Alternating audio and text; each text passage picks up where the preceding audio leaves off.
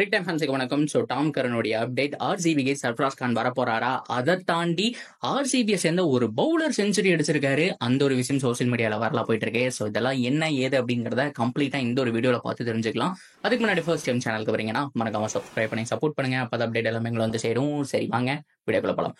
So first of all Royal Challengers Bangalore அவங்கள பொறுத்த வரைக்கும் சூப்பரான ஒரு ஸ்குவாடை உருவாக்கணும் அப்படிங்கிற மாதிரி தான் வந்துட்டு ஒரு 6 மாசத்துக்கு முன்னாடி பிளான் பண்ணாங்க. ஸோ கிரீன் உள்ள ஜாயின் பண்ணதுக்கப்புறம் பயங்கரமான ஸ்குவாடா இருந்துச்சு. அது மட்டும் இல்லாம ஆர்சிபிக்கு பவுலிங்ல ஒரு கை கொடுத்தா நல்லா இருக்குமே, பேட்டிங்ல யாராவது ஒருத்தர் மிடில் அடிச்சா நல்லா இருக்குமேங்கிற மாதிரி போன வருஷம் ஃபீல் பண்ணாங்க. இன்ஃபேக்ட் போன வருஷம் ஏதாவது ஒரு மேட்ச் வின் பண்ணி இருந்தா குவாலிஃபை ஆயிருக்கான சான்ஸ் இருக்கு. ஸோ பிளஸ் பாயிண்ட்ல இருந்திருந்தாங்க அப்படிங்கிற பட்சத்தில் கண்டிப்பா குவாலிஃபை ஆயிருப்பாங்க. ஒரு மேட்ச் இல்ல 2 மேட்ச் வந்துட்டு அவங்க லாஸ் பண்ணதுக்கான ரீசன் அது மட்டும் இல்லைங்க, கிட்டத்தட்ட ஒரு 5 மேட்ச் அவங்க லாஸ் பண்ணதுக்கான ரீசனே மிடில் ஆர்டர் பேட்டிங் மட்டும்தான். ஸோ பவுலிங் கூட அப்பப்போ வந்துட்டு சமாளிச்சிட்டாங்க வீக்னஸா இருந்தாலும். ஸோ டாப் 3 பர்ஃபார்ம் பண்ணா வின்னுப்பா, இல்லைன்னா இல்ல அப்படிங்கிற மாதிரி தான் போன வருஷம் இருந்தது. ஆனா இந்த தடவை போன தடவை இல்லாத 3 பேரும் வந்திருக்காங்க. போன தடவை ஸ்குவாட்ல இருக்க வேண்டிய 3 பேரும் வந்திருக்காங்க.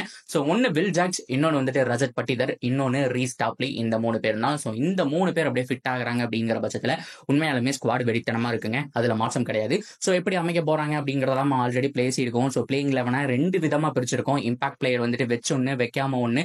ஸோ அதே மாதிரி வந்துட்டு ஃபாரினர் பிளேயர்ஸை யாரெல்லாம் ஆட வைக்கலாம், யாரை வந்துட்டு பெஞ்ச் பண்ணலாம், அவங்கள எப்படி இம்பாக்ட் பிளேயரா வந்துட்டு யூஸ் பண்றேன்னு சொல்லிட்டு பல வீடியோ போட்டுட்டோம். சப்போஸ் மிஸ் பண்ணிருந்தீங்க அப்படின்னா போய் செக் பண்ணி பாருங்க. ஸோ வைசாக் விஜயகுமார் ரொம்ப ரொம்ப முக்கியமான ஒரு பவுலரா பார்க்கப்படுறாரு. போன தடவை நல்லா ஸ்டார்ட் பண்ணாருங்க, ஆனா இடையில கொஞ்சம் சொதப்பல்கள் இருந்துச்சு. ஸோ துஷார் தேஷ்பாண்டே அவர் மாதிரி தான். ஸோ சிஎஸ்கே என்ன பண்ணாங்க அப்படின்னா ஒரு சொதப்பினாலும் பேக் பண்ணிட்டு இருந்தாங்க. அதனால அவர்கிட்ட அந்த கான்பிடன்ட் அப்படிங்கிறது இருந்துச்சு. க்ரூசியல் விக்கெட்ஸ் எல்லாம் எடுத்தாரு. இன்ஃபேக்ட் போன வருஷம் சிஎஸ்கேக்கு ஹையஸ்ட் விக்கெட் டேக்கரே அவர் தான் இருந்தாரு. ஸோ அதே மாதிரி வைசாக் விஜயகுமார் அவருக்கு அந்த டேலண்ட் இருக்குங்க. ஸோ கண்டிப்பா அது சூப்பரா பண்ணிட்டு இருக்காரு, அந்த ஒரு டேலண்ட் இருக்கு. ஆனா அதை தாண்டி ஆச்சரியப்படுற விதமா என்ன நடந்திருக்கு அப்படின்னு கேட்டீங்கன்னா, அவரு டெஸ்ட் கிரிக்கெட்ல இப்ப செஞ்சுரி அடிச்சிருக்காரு. அது ஒரு 130 பாலுக்கு. பரவாயில்லையே, இந்த பையனுக்கு கொஞ்சம் பேட்டிங்கும் வருதானுங்கிற மாதிரி தான் ஆர்சிபி ஃபேன்ஸ் எல்லாருமே வந்துட்டு பார்த்துட்டு இருக்காங்க. எஸ், பேட்டிங் ஓரளவுக்கு நல்லாவே ஆடுவாரு. பிகாஸ் ஸ்ட்ரீட்ல ஆடி பழக்கப்பட்டவங்க இவங்க எல்லாருமே. ஸோ அதனால பவுலர்ஸ்னா பவுலிங் மட்டுமே பண்ணுவாங்க அப்படிங்கிற மாதிரி கிடையாது. உதாரணத்துக்கு குல்தீப் யாதவ் கூட இந்தியா வந்துட்டு கொஞ்சம் மேல அனுப்பிச்சுட்டாங்க. அதுக்கான காரணம் என்ன அப்படின்னா, ஒரு சின்ன வயசுல இருந்து பேட்டிங் அதிகமா பிராக்டிஸ் பண்ணியிருக்காரு. ஸோ அதனால ஓரளவுக்கு வரும் அப்படிங்கிறதுனால, பும்ராவோடவே நல்லா ஆடுவாரு அப்படிங்கிறதுனால தான் மேல அனுப்பிச்சுட்டாங்க.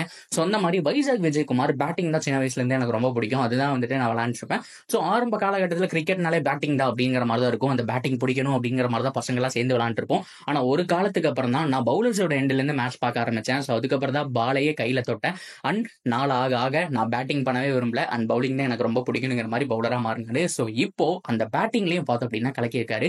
ஸோ இதனால ஆர்சிபிக்கு ஒரு நல்ல சைனான்னு கேட்டா எஸ், கண்டிப்பா நல்ல சைன். என்னதான் டெஸ்ட் கிரிக்கெட்ல 100 அடிச்சாலும் 130 அந்த மாதிரியான ஒரு பால்ல தாங்க அடிச்சிருக்காரு. ஸோ அதனால என்ன ஆகும் அப்படின்னா ஒரு குரூசியல் ரோல் பிளே பண்ண வேண்டிய ஒரு சுச்சுவேஷன்ல இருக்கலாம். ஆர்சிபி வந்துட்டு இருக்கிறாங்க அப்படின்னு வச்சுக்கோங்க. ஒரு 15 பாலுக்கு வந்துட்டு ஒரு 30 ரன் வேணும். கிட்டத்தட்ட ஒரு 8 விக்கெட் பக்கம் போயிடுச்சு. ஒரே ஒரு பேட்ஸ்மேன் நல்லா ஆடக்கூடிய ஆள் இருக்காங்க, ஒரு சப்போர்ட் பண்றதுக்கு ஒரு பவுலர் மாதிரியான ஒரு பிளேயர் வேணும் அப்படிங்கிற பட்சத்துல இவரை கண்டிப்பா கொண்டு போகலாம். யாருக்கெல்லாம் ஞாபகம் இருக்கு அப்படின்னு தெரியல, சிஎஸ்கேக்கும் எஸ்ஆர்ஹெச்சுக்கும் வந்துட்டு செமி ஃபைனல் நடக்கும். அதாவது குவாலிஃபயர் 1 ஜெயிச்சா ஃபைனல் அப்படிங்கிற போட்டி. அதுல ஃபேப் டு பிளஸி 66 ரன் அடிச்சு வின் பண்ணி தருவாங்க.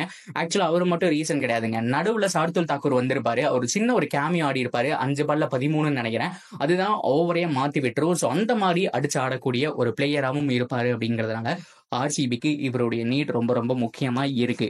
So Indian impact player use பண்ணலாம் அப்படிங்கிற மாதிரி இருந்தாங்க. ஸோ செகண்ட் ஆஃப் ஸ்பின் வேணும் அப்படிங்கிற பட்சத்தில் கரண் சர்மாவும் உள்ள வரலாம், இல்ல மயங்க் தகர் உள்ள வரலாம். அப்படி இல்ல ஃபாஸ்ட் பவுலர் வேணும் அப்படிங்கிற பட்சத்தில் வைசாக் விஜயகுமார் உள்ள வரக்கான சான்ஸ் ஹைலி பாசிபிள். ஓகே, இந்த அப்டேட் அப்படிங்கறது வந்துட்டு இப்படியே முடிச்சலாம். ஸோ நெக்ஸ்ட் அப்டேட் என்ன அப்படின்னா, சர்ஃப்ராஸ் கான். நிறைய பேர் கேட்டிருந்தாங்க, ப்ரோ சர்ஃப்ராஸ் கான் என்னமோ ஆர்சிபி ட்ரேட் பண்றாங்கிற மாதிரி நியூஸ் போயிட்டு இருக்கு, இந்தியா ஒன் அப்படிங்கிற மாதிரி ஏகப்பட்ட நல்ல வெப்சைட்ஸ் எல்லாம் வந்து பேசியிருக்காங்க. அண்ட் ஹர்ஷா போக்கிலே இதை பத்தி பேசியிருக்காரு. ஸோ ஆர்சிபிக்கு விளையாண்டு இருந்தாரு. இந்த வருஷம் ஹோப்ஃபுல்லி மறுபடியும் அணியில ஜாயின் பண்றதுக்கான வாய்ப்பு இருக்கு அப்படிங்கிற மாதிரி சொல்லியிருந்தாங்க. ஆக்சுவலா ஹர்ஷா போக்லே என்ன மென்ஷன் பண்ணியிருந்தாரு அப்படின்னா, இந்த வருஷம் அணியில ஜாயின் பண்றதுக்கான வாய்ப்பு இருக்கு அப்படின்னு எல்லாருமே இந்த ஐபிஎல் சர்ஃப்ராஸ் கான் மறுபடியும் ஆர்சிபிக்காக விளையாட போறாரு அப்படிங்கிற மாதிரி நினைச்சிட்டீங்க. அதாவது ஐபிஎல் 2024 வர மெகா ஆக்ஷன், அதாவது இந்த வருஷத்தோட எண்ட்லயும் 24 மெகா ஆக்ஷன் தான் சொல்லுவாங்க. ஆக்சுவலா 2025 ட்ரேட் எடுத்தாலும் இந்த வருஷத்தோட கடைசியில தானே நடக்குது. அந்த மெகா ஆக்ஷனை பத்தி பேசியிருக்காங்க. இந்த வருஷம் சர்ஃப்ராஸ் கான் ஆர்சிபிக்கு ஆட போறது இல்ல. அது எப்படிங்க முடியும்? யாராவது ஒரு இந்தியன் பிளேயர் இன்ஜுரி ஆனா அப்படிங்கிற பட்சத்துல வேணா நீங்க சர்ஃப்ராஸ் கானை கொண்டு வரலாம். இப்ப நீங்க ட்ரேட் பண்ணவோ வாங்கவும் முடியாது, எல்லாமே க்ளோஸ் ஆயிடுச்சு. ஸோ இந்த வருஷம் மெகா ஆக்ஷன்ல மறுபடியும் எடுக்கிறதுக்கான சான்ஸ் இருக்கு. பிகாஸ் அவர் நல்ல டச்சில் இருக்காரு. லாஸ்ட் 2 இயர்ஸா நல்ல டச்சில் இருக்காரு. ஒரு காலத்துல ஆர்சிபியில் ஆடிட்டு இருந்தவர் தான். ஆனா அதுக்கப்புறம் வந்துட்டு அவரோட லைஃப்ல சில பிரச்சனைகள், ஸ்ட்ரகிள்ஸ் எல்லாம் ஃபேஸ் பண்ணாரு. ஸோ எல்லா இதுலயுமே ஃபார்ம் அவுட் ஆச்சு. ஆனா டெஸ்ட் கிரிக்கெட்ல மறுபடியும் பண்ண பண்ண அவர் எல்லா ஃபார்மேட்குள்ளயுமே கம்பேக் கொடுத்துட்டு இருக்காரு. ஸ்ட்ராங்கான பிளேயரா தெரியுறாருங்க. ஸோ 2 பிரான்ச்சைஸுக்கு போறக்கான சான்ஸ் இருக்கு இந்த வருஷம் மெகா ஆக்ஷன். அதாவது இந்த வருஷம் கடைசியில வர மெகா ஆக்ஷன் நம்ம ஏன் அவ்வளவு போட்டு குழப்பணும்? IPL 2025 மெகா ஆக்ஷன் வச்சுக்கோங்க, இந்த வருஷம் கடைசியில தான் நடக்கும். ஸோ அதுல CSK இல்ல RCBக்கு போறக்கான சான்ஸ் இருக்கு அப்படிங்கிற மாதிரி தான் பேசிட்டு இருக்காங்க. ஹர்ஷா போக்லே அந்த லைட்டா டச் பண்ணியிருந்தாரு. எல்லாரும் இந்த வருஷம் நினைச்சு சொல்லிட்டு இருந்தீங்க, இந்த வருஷம் கிடையாது அப்படிங்கிறத சொல்லிக்கிறேன். ஸோ ஃபைனலா டாம் கரன் இவருடைய அப்டேட்ஸ். அவரை பொறுத்த வரைக்கும் லாஸ்ட் வீக்குங்க, இந்த ஒரு வாரம் தான், அதாவது வந்துட்டு மேபி பிப்ரவரி 26ஆம் தேதிக்குள்ள அவருடைய அப்டேட் கொடுத்தாகணும். அவரை பொறுத்த வரைக்கும் முழு தகுதியோட இருக்காராங்கிற மாதிரி சில பேர் வந்துட்டு இல்ல நெட்ஸ்ல பார்க்க முடியுதுங்கிற மாதிரி சொல்றாங்க. இல்ல அதெல்லாம் ஓல்டு வீடியோ அப்படிங்கிற மாதிரியும் சொல்லிட்டு இருக்காங்க. இப்போதைக்கு அவர் நிலைமை தான் என்ன அப்படிங்கறது அவரே வாயை திறந்து சொன்னாதான் உண்டு.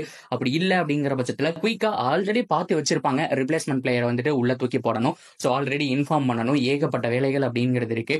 ஸோ இவருடைய அப்டேட் 26ஆம் தேதிக்குள்ள வந்துடும். ஸோ சப்போஸ் டாம் கரன் இருக்காரு அப்படிங்கிற பட்சத்தில் அவரே கண்டினியூ பண்ணுவாரு.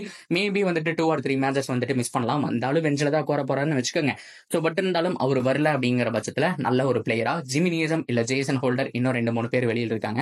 ஸோ அவங்களை எடுத்து உள்ள போறதுக்கான சான்ஸ் அப்படிங்கிறது ஹைலி பாசிபிள். ஸோ இவ்வளவுதான் RCBயோட அப்டேட் பை சாக் விஜயகுமாருடைய 100. அது மட்டும் இல்லாம ஸோ ஃபைனலா நம்ம எல்லாமே கவர் பண்ணியாச்சு அப்படின்னு நினைக்கிறேன். ஸோ நீங்க என்ன நினைக்கிறீங்களோ தாராளமா கமெண்ட் செக்ஷன்ல சொல்லுங்க. தொடர்ந்து அப்டேட்டுக்கு சேனல் நினைச்சிருங்க, மறக்காம சப்ஸ்கிரைப் பண்ணி சப்போர்ட் பண்ணுங்க.